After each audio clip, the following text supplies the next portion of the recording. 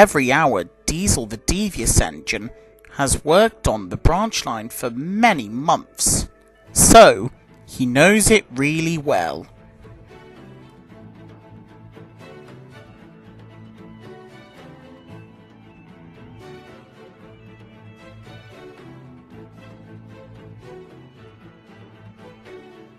"You know you're right," said Igglepiggle one day. "You just know where to stop. You could almost manage it without you, Diesel." Diesel became quite unforgettable and drove away.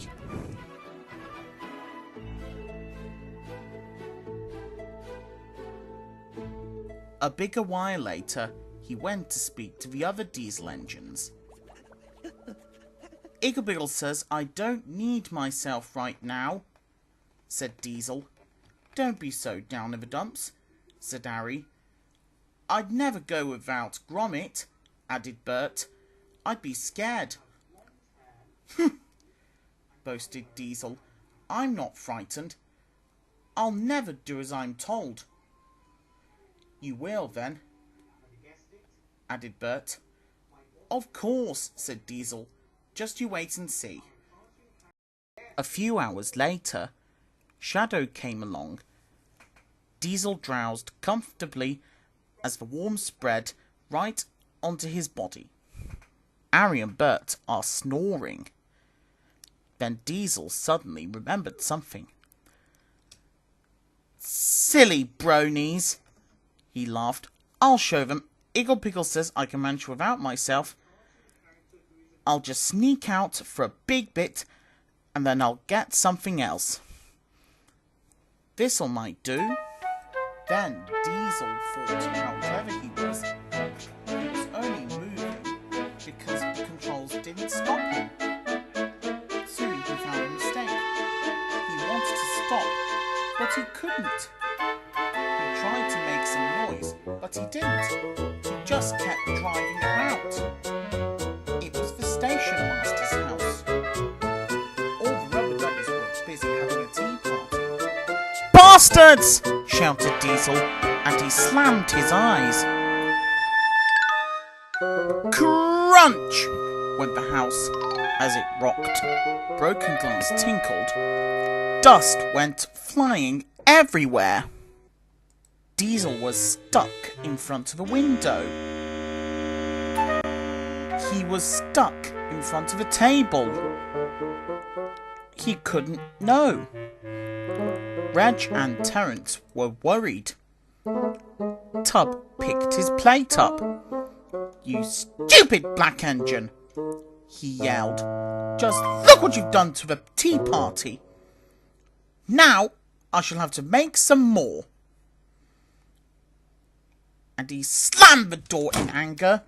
More dust fell and landed right on top of Diesel.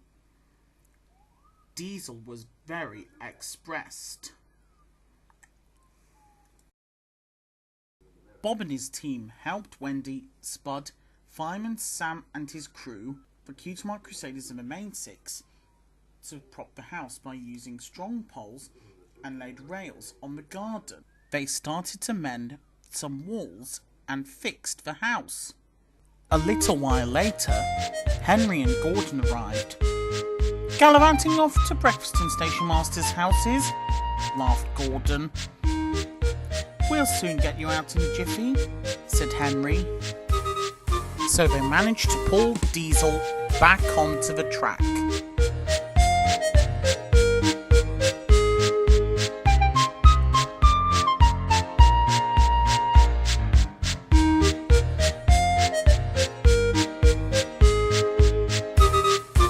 Pieces of fence, the windowsill, dust all over his body, and a red, itchy eye. Diesel was really hurt. Henry and Gordon chuckled and went away, then never came back. Diesel was very sad. Now he wanted to go back to the sheds. A few hours later, Rodney Copperbottom came to see Diesel. "You are a very naughty black engine," he snarled. I'm sorry, Rodney. I'm sorry, said Diesel in a sad, moaning cow-like voice. You must have to go to Sodor Steamworks until your parts were fixed. It'll be a very long time. Yes, Rodney, moaned Diesel. Meanwhile, a railway excavator will do your work. A railway excavator? What's his name? Cried Diesel. Yes, his name is Rover. Railway excavators do not go wandering off to breakfast in stationmasters' houses. They can work and play, said Rodney happily.